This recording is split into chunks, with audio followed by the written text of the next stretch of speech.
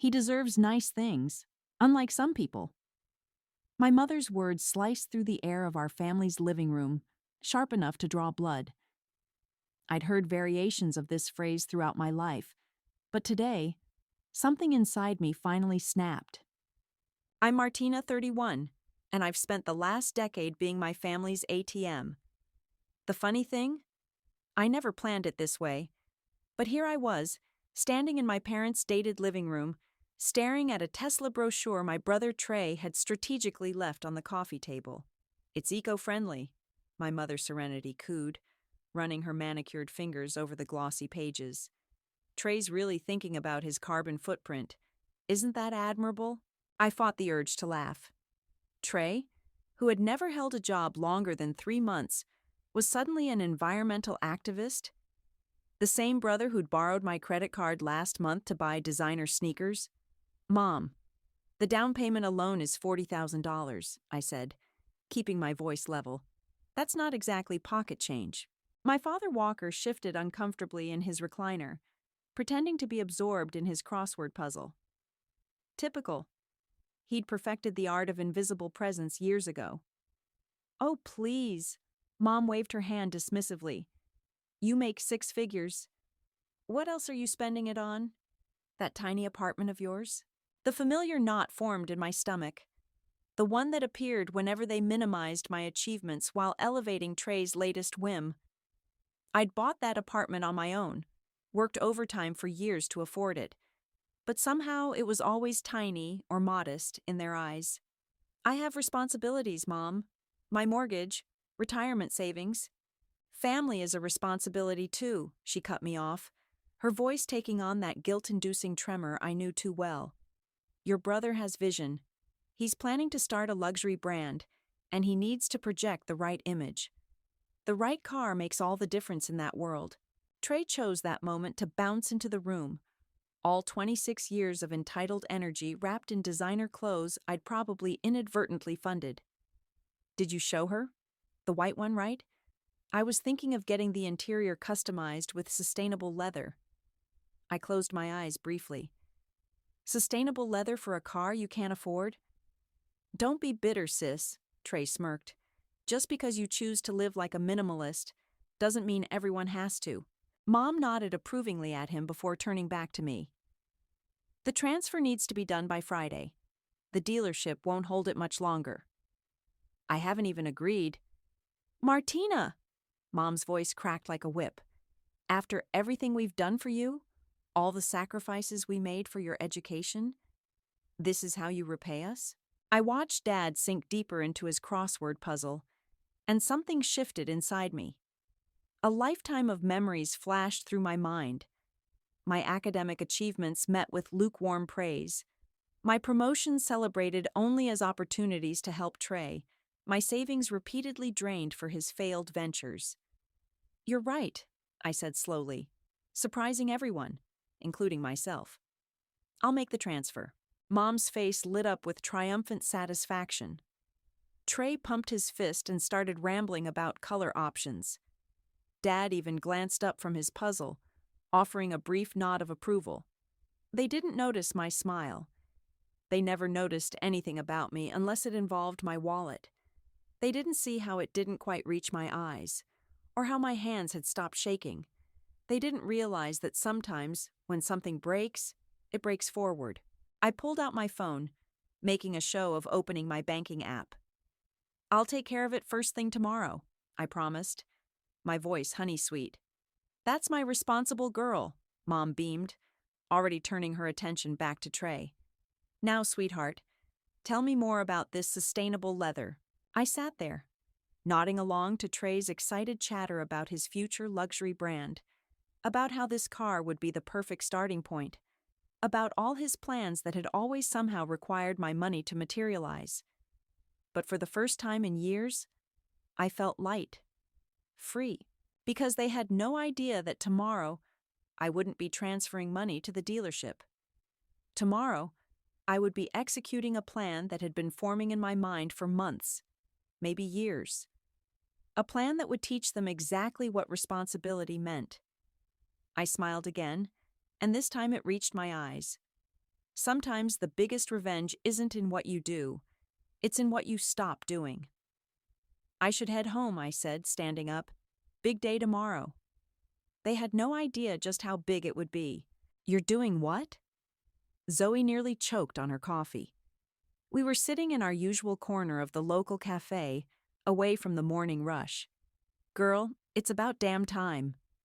I stirred my latte, watching the foam swirl. Remember when Trey dropped out of college? Mom called me at 2 in the morning, crying about how they'd lose their house if they had to keep paying his tuition. And you stepped in, Zoe said, her eyes narrowing. Like you always do. $40,000. My entire savings at the time. I laughed bitterly. He switched to pursuing his passion for fashion instead. That t-shirt brand that lasted exactly 3 weeks. Supreme Vibes, Zoe rolled her eyes. The logo looked like it was made in MS Paint. The barista called out someone's name, and I flinched, still on edge from yesterday's confrontation. After that, Mom convinced me to set up that joint household account. Said it was the adult thing to do, to help with bills since I was working. Family takes care of family. Family doesn't drain you dry, Zoe countered. She pulled out her phone, scrolling through something. Look at this. That Europe trip Trey took last summer? He posted about staying at the Ritz in Paris. The Ritz, Martina. I didn't need to look. I knew exactly how much that trip had cost. It came from the joint account. I called Craig this morning, I said quietly. The family banker? What did he say? He was interesting. Asked if I knew about the mortgage payments being 3 months behind. Zoe's jaw dropped. They didn't tell you? Nope. But they want me to buy Trey a Tesla. I pulled out my own phone, opening my banking app. Craig helped me set up a new account. Everything's getting transferred there today. What about the joint account? I'm closing it. Already called the utility companies to reroute the bills back to my parents' names. My hands were shaking slightly as I typed in my password. They're adults. They can figure it out. They're going to lose their minds, Zoe warned, but she was smiling. What about your brother's car? What about it? I hit confirm on the transfer. He can buy it himself when he gets a job. Just then, my phone buzzed. A text from Jarvis, my coworker. Coffee run? Need to discuss the Henderson account. Speaking of jobs, I showed Zoe the text. Jarvis has been asking questions lately about why I never go on vacation, why I always work overtime. He likes you, Zoe waggled her eyebrows, and he's not wrong to ask. Normal people don't work 60-hour weeks to fund their brother's luxury lifestyle. We gathered our things and headed out. The morning air was crisp, carrying the promise of change. My phone buzzed again. Mom this time. I declined the call. What if they're right? I asked suddenly, stopping on the sidewalk. What if I am being selfish? Zoe grabbed my shoulders, forcing me to look at her.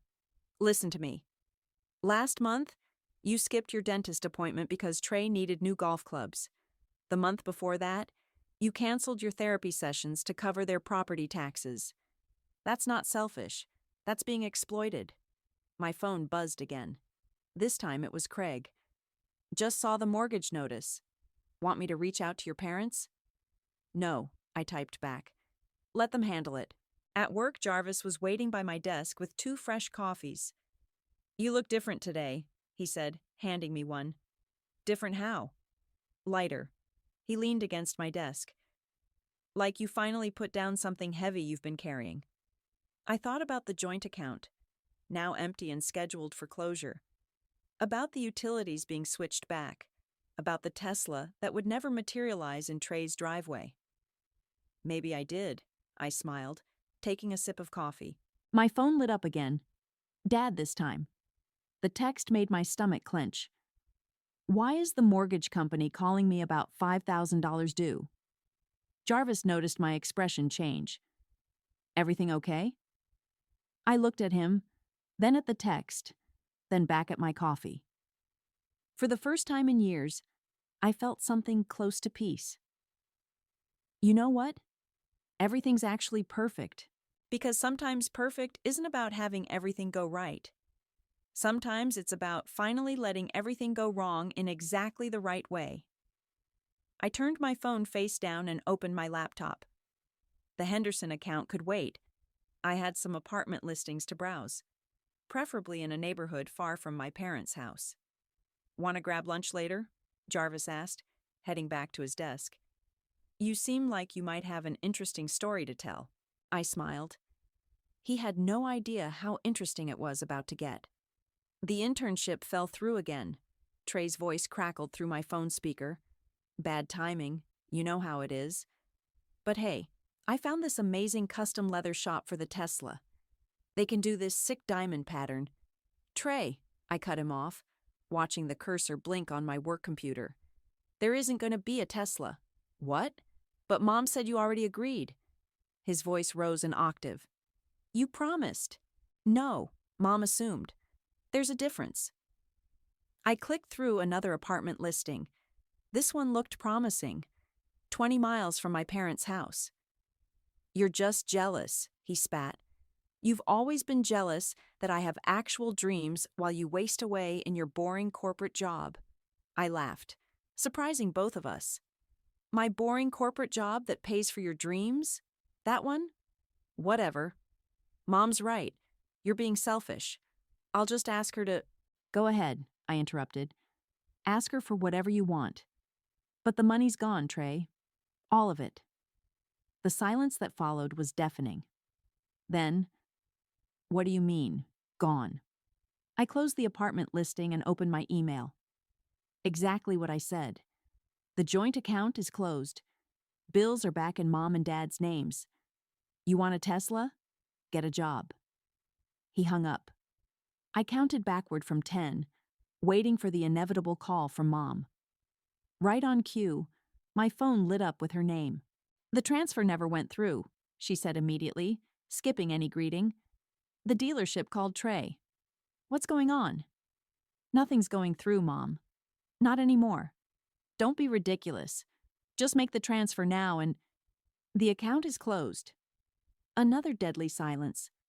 Then, "You what?" "You heard me." My voice was steady, even as my hands shook. "I closed it. All of it. You ungrateful little—" she sputtered. "After everything we've done for you? This is how you repay us?" Jarvis chose that moment to stop by my desk, coffee in hand. He raised an eyebrow at my expression, but I waved him away. "Everything you've done for me?" I repeated. "Like what, Mom? Making me feel guilty for every success? Treating me like an ATM? We gave you life," she shrieked. "We put you through college, which I've paid back 3 times over." I lowered my voice, aware of my coworkers. "I'm done, Mom. The Bank of Martina is closed." She switched tactics, her voice suddenly trembling. "The mortgage company. They're threatening foreclosure. We need you, sweetheart. Family helps family." "Yes," I agreed. "Family helps family. But this isn't help anymore, is it? It's exploitation." She hung up. I stared at my phone, waiting for the guilt to hit. It didn't come. "Tough call?" Jarvis placed the coffee on my desk, settling into the chair beside me. "Family stuff," I muttered. "Ah." He nodded sagely. "The kind where they give as much as they take, or the kind where they just take?" I looked at him sharply. "What makes you ask that?" "Experience," he shrugged. "My sister was like that. Always needed temporary help that somehow became permanent. Took me years to learn the word no."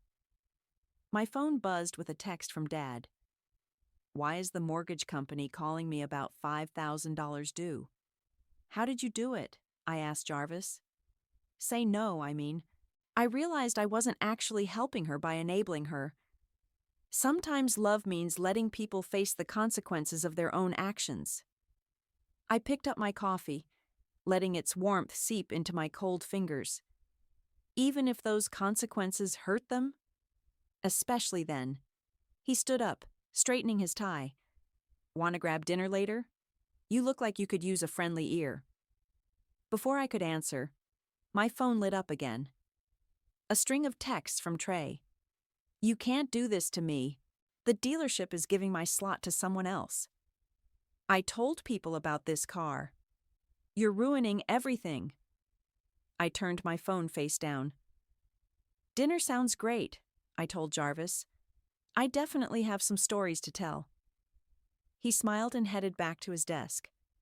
I opened my email to find a message from Craig. "Your parents are asking about temporary overdraft options. Should I direct them to our financial advisory service?" I typed back a single word. "Yes." My phone kept buzzing, but I ignored it. Instead, I pulled up the apartment listing again. The one 20 miles away.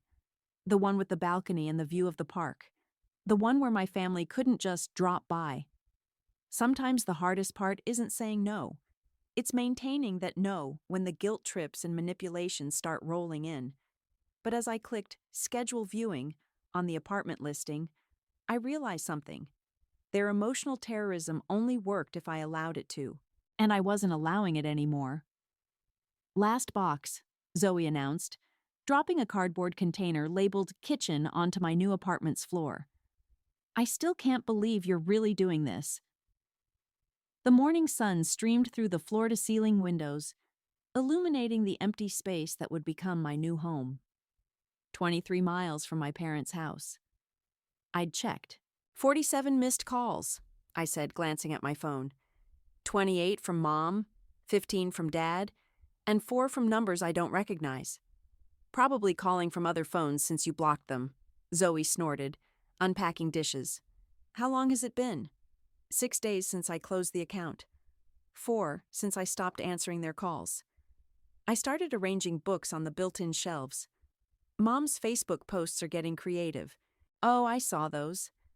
Prayer request for my troubled daughter who's lost her way. Real subtle. The doorbell rang, making us both jump. Through the peephole, I saw Jarvis holding coffee cups and a paper bag. "Breakfast delivery," he announced when I opened the door. "Figured you could use fuel for unpacking." "You're a lifesaver," I said, accepting a coffee. "Though I'm starting to think you have ulterior motives with all these coffee runs." He grinned. "Is it working?" Before I could respond, my phone buzzed again. Craig's name flashed on the screen. "Martina." His voice was hesitant. "Your parents were just in my office. They're asking about loan options." I sat on an unopened box. "And?" "Their credit isn't great. The missed mortgage payments. Listen, I had to tell them about the overdraft fees from last year, the ones you covered." "They didn't know about those?"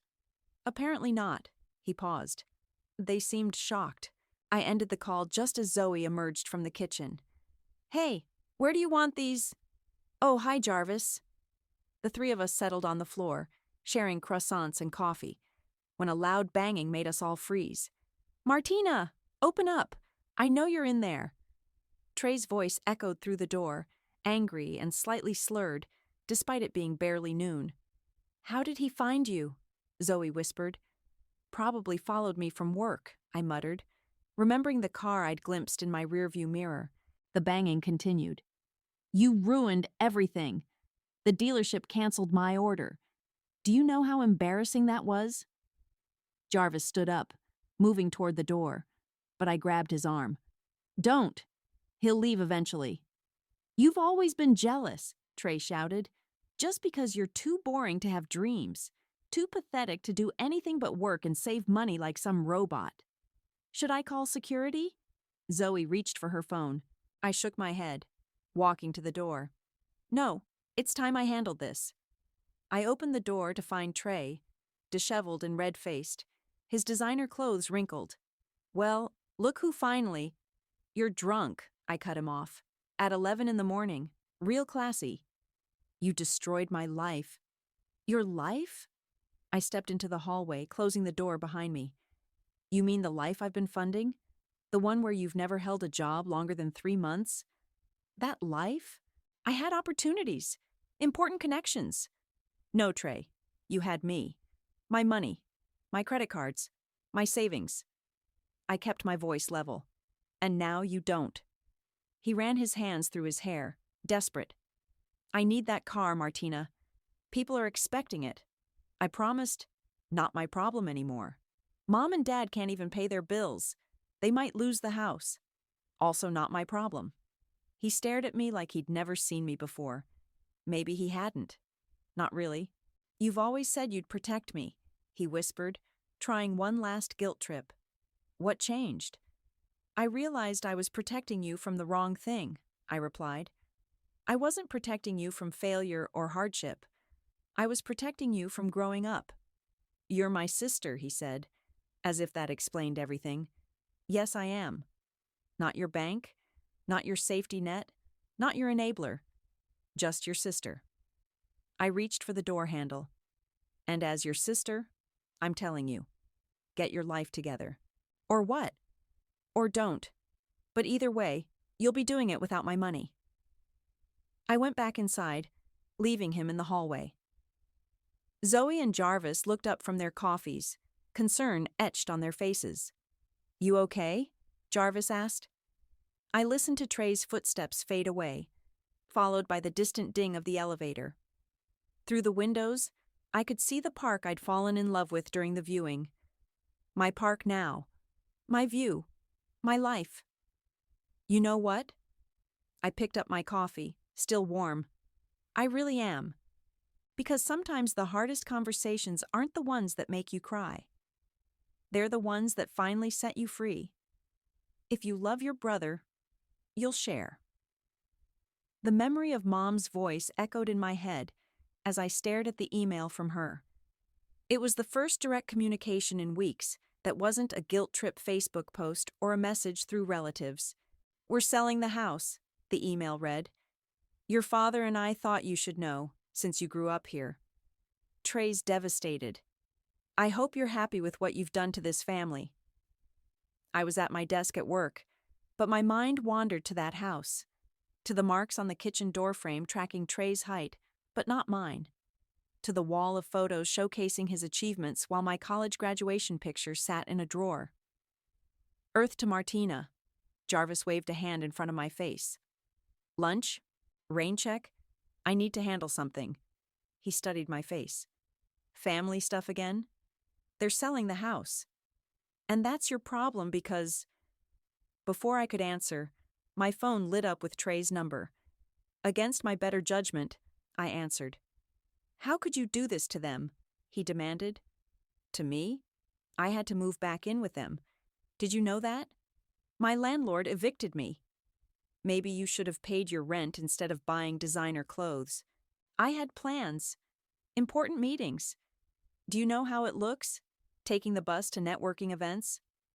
I rubbed my temples. Get a job, Trey. I had 3 interviews this month. And? The positions weren't aligned with my vision. You mean they expected you to actually work? He made a frustrated sound. You've always said you'd protect me. What changed? That phrase again. The same one he'd used at my apartment. But this time, it triggered something different. You want to know what changed? My voice was steel. I did. I'm not that little girl anymore, the one Mom convinced to share everything because that's what good sisters do. I'm done sharing my life so you don't have to build yours. You're being dramatic. Am I? Remember my graduation money? The money Grandma left specifically for me? Mom made me share that too, for your first failed business venture. That wasn't my fault. The market, it's never your fault, is it? It's always the market, or bad timing, or unfair circumstances. Never the fact that you won't get off your ass and work. Silence. Then, Mom was right. You are bitter. I laughed. Actually laughed. No, Trey. I'm awake. The elevator dinged, and I looked up to see Mom walking through our office doors.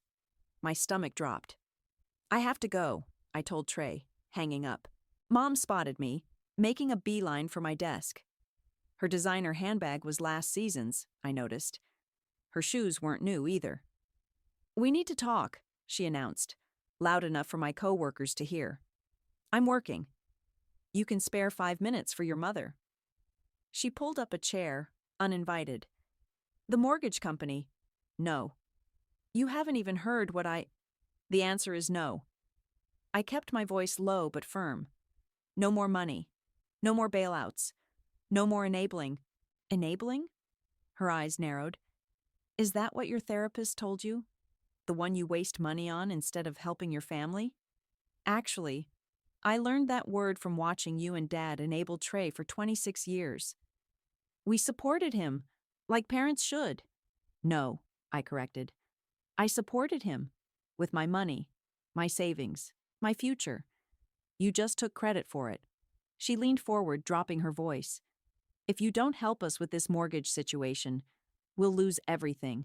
Maybe you should have thought about that before missing payments while buying Trey designer clothes. He needs to maintain an image. He needs to grow up. I stood up, drawing stares. And so do you. Mom's face crumpled, tears appearing on cue. How can you be so cruel? After everything we've sacrificed. What exactly did you sacrifice, Mom? Because from where I'm standing, I'm the only one who's been sacrificing anything. She stood too, trembling. I don't even recognize you anymore. Good, I said, and meant it. Because I don't recognize myself either. I like this version better. She left in a flurry of fake tears and real anger, leaving behind the scent of her expensive perfume and the weight of decades of manipulation. Jarvis appeared at my desk moments later. So, lunch? I grabbed my purse, suddenly starving. You know what? Yes, and I'm having dessert. Because sometimes the sweetest revenge isn't in what you do to others. It's in what you finally allow yourself to do for yourself. As we headed to the elevator, my phone buzzed with a text from Dad. They're threatening foreclosure. I deleted it without responding. Their problems weren't my problems anymore. And for the first time in my adult life, that felt exactly right. Have you seen this? Zoe thrust her phone in my face during our weekly coffee meetup. On the screen was Mom's latest Facebook post. Heartbroken that my own daughter would abandon her family in our time of need. Some people become so obsessed with money they forget the meaning of love. Please pray for my Martina's soul. Greed has poisoned her heart. 43 sympathetic comments followed. Crying emojis. Promises of prayer. Condemnation of my cruelty. She's really playing the victim card hard, I muttered, pushing the phone away. Your Aunt Susan called me, Zoe said. Wanted to know if you'd joined a cult. I nearly choked on my latte. A cult? Apparently, your mom's telling people you've fallen in with bad influences who've turned you against family values. My phone buzzed. Another unknown number. I'd been getting calls all week from relatives I hadn't spoken to in years. Maybe I should make my own post, I said. Tell them about the 40 grand I gave Trey for his failed t-shirt business, or the credit cards I paid off, or... Don't, Jarvis interrupted, joining us with fresh coffees. That's what they want, to drag you into their drama. Speaking of drama, Zoe scrolled through her phone. Your brother's posting too.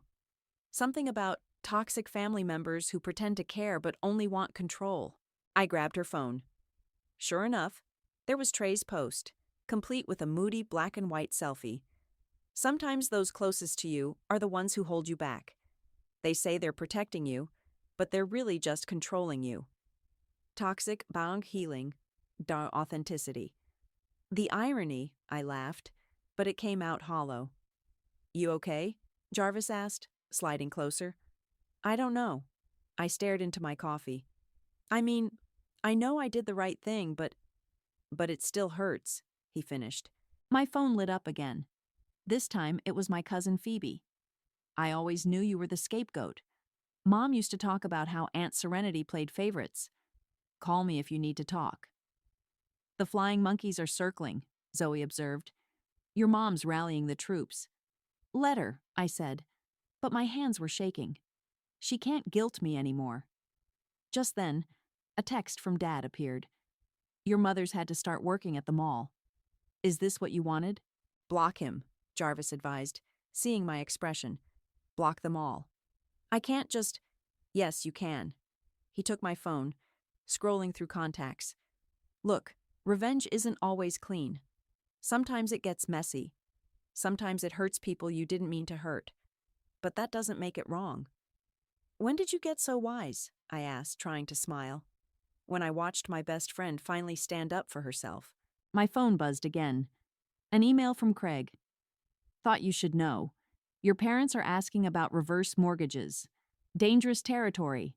Should I intervene? No, I typed back. Not my circus anymore. Zoe leaned forward. You know what we should do? Take that vacation you've been putting off for years. The one your mom always said was selfish when Trey needed something. I can't just. Yes, you can. She pulled up a travel site. Look, flights to Hawaii are on sale. 2 weeks of no family drama, no guilt trips, just beach and Mai Tais. I'll come too, Jarvis offered casually. You know, for moral support. I looked between them, my best friend and whatever Jarvis was becoming, and felt something warm in my chest. Something that felt like possibility. Another notification popped up. Mom had tagged me in a new post. When children forget their roots, they lose their way. But a mother's love never dies, even when it's betrayed. Book it, I told Zoe, suddenly decisive.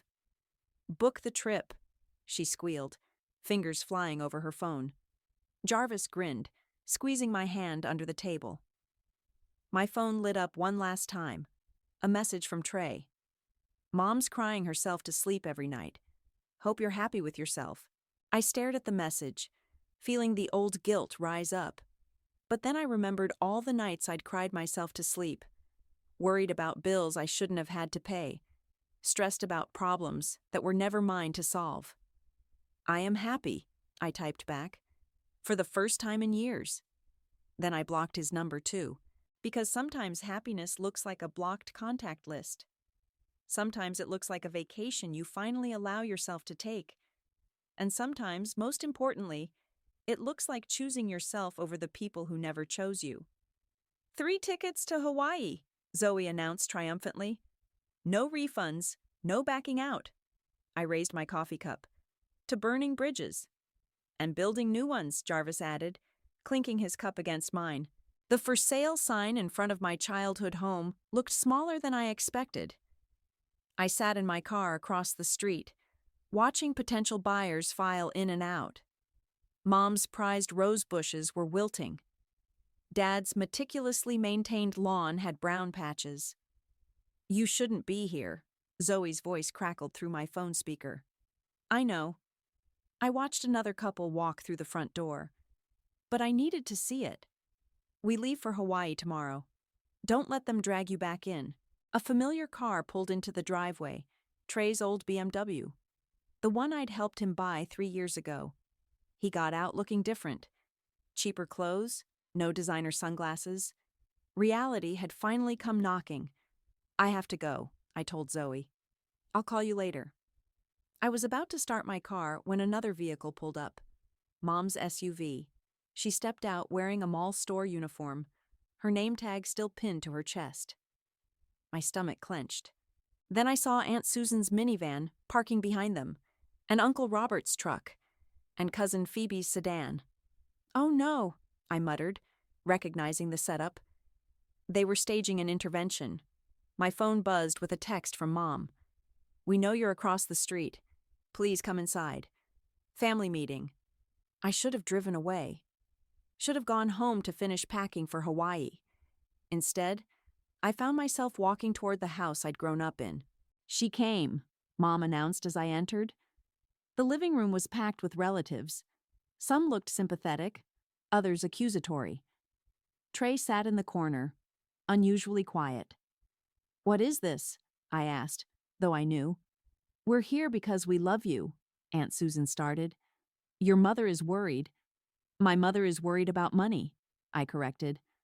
Not me. That's not true. Mom stepped forward, tears ready. We're worried about your soul. This vindictive behavior. Vindictive, I laughed. Is that what you call financial independence? You abandoned us. Trey suddenly exploded from his corner. Left us drowning in bills. Your bills, I shot back. Your loans. Your failed businesses. Your Tesla dreams. That's enough, Dad stood up. We're here to fix this family. Fix what? I demanded. Fix the fact that I finally said no? Fix the fact that your retirement plan can't rely on my salary anymore? The room fell silent. Uncle Robert shifted uncomfortably. I had to get a job at the mall, Mom whispered dramatically. At my age? Welcome to reality, I said, where most people work for a living. You're being cruel, Aunt Susan accused. No, I'm being honest. For the first time in my life. I turned to face them all. You want to know what's cruel? Making your daughter feel responsible for your mortgage at 22? Guilting her into funding her brother's delusions instead of her own dreams? That's cruel. We gave you everything, Mom shouted. No, I gave you everything. My savings, my 20s, my peace of mind. My voice cracked. And you know what the worst part is? You never even said thank you. Trey stood up suddenly. She's right. Everyone turned to stare at him. What? Mom gasped. She's right, he repeated, looking sick. We used her. All of us. I used her. He looked at me. I knew you'd always say yes. It was easier than growing up. Mom's face turned purple. Trey, don't let her manipulate. Stop it, Mom, he shouted. Just stop. Look at yourself. You're wearing a mall uniform and still trying to pretend everything's fine. It's not fine. We did this to ourselves. To her. The room erupted into chaos. Relatives taking sides. Mom crying. Dad trying to mediate. But I just watched Trey, seeing him clearly, maybe for the first time ever. I'm sorry, he said quietly, while the others argued. I really am. I nodded, not trusting myself to speak. Your brother's just confused, Mom insisted. Martina, if you'd just help us through this rough patch. No. I headed for the door. I'm done. The house will sell or it won't. You'll figure it out or you won't. But I'm not your safety net anymore. You told me I was selfish, I added, hand on the doorknob. Turns out, selfish is the only thing that saved me. I walked out, ignoring the calls behind me. In my car, I found a text from Jarvis. All packed for tomorrow. You okay? I looked back at the house one last time. Through the window, I could see Trey arguing with Mom, finally standing up to her manipulation. Sometimes karma works in unexpected ways. You know what? I typed back. I really am. Because sometimes the biggest victories don't come with fanfare. They come in quiet moments of walking away, of choosing yourself, of finally being free. The ocean breeze carried away the last bits of tension from my shoulders as I sat on my balcony, watching the Hawaiian sunset. Zoe dozed in the chair beside me, and Jarvis was inside ordering dinner. My phone lit up with a text from Craig. House sold today, above asking price. I took a deep breath, letting the information settle. The last tie, finally cut. Good news? Jarvis asked, stepping onto the balcony with 3 Mai Tais. The house sold. Zoe stirred. How does that make you feel? Before I could answer, another text came through. This one from Trey. I see it now. I'm sorry. I showed them the message. Are you going to respond? Zoe asked. No. I set the phone down. Some bridges need to stay burned. Speaking of burning, Jarvis grinned, your nose is getting red. More sunscreen? I touched my nose, laughing. A real laugh, free from the weight of family obligation. Worth it. First vacation in 8 years. First of many, he promised, squeezing my hand. My phone buzzed again. Mom's number, though I'd blocked it. She must be using a different phone. Your father had to take a second job, the text read. Is this what you wanted? I deleted it without responding. Their problems weren't mine anymore. They never should have been. Look what I found. Zoe sat up, scrolling through her phone. Remember that therapy retreat I told you about? The one in Colorado? They have an opening next month. I can't. I started automatically, then caught myself. Actually, yes. Book it. Who are you and what have you done with Martina? She teased. She grew up, Jarvis answered for me. Finally. The sun dipped lower, painting the sky in shades of orange and pink. Below our balcony, waves crashed against the shore in a steady rhythm. Craig sent me their new address, I said quietly. They downsized to an apartment across town. And? Zoe prompted. And nothing. I'm not saving that information. Jarvis raised his glass. To new beginnings. To boundaries, Zoe added. To freedom, I finished. My phone lit up one final time, a Facebook notification. Mom had posted again. Sometimes the hardest part of being a mother is watching your children make mistakes, but they'll always be welcome home when they realize family is everything. I clicked unfriend without hesitation. You know what the funny thing is? I said, watching a group of kids playing in the surf below. They always said I was the sensible one, the practical one, like it was an insult. And now? Jarvis asked. Now I realize being practical saved me. Being sensible meant I could build this life. I gestured to the ocean view, the luxury resort, the freedom to choose. While they were living in fantasy, I was building reality. Speaking of reality, Zoe sat up straighter. Jarvis, didn't you have something to ask Martina? He shot her a look, then turned to me. I was going to wait, but dinner tomorrow? Just us? I smiled. Just us sounds perfect. My phone stayed quiet now. No more guilt trips. No more emergencies.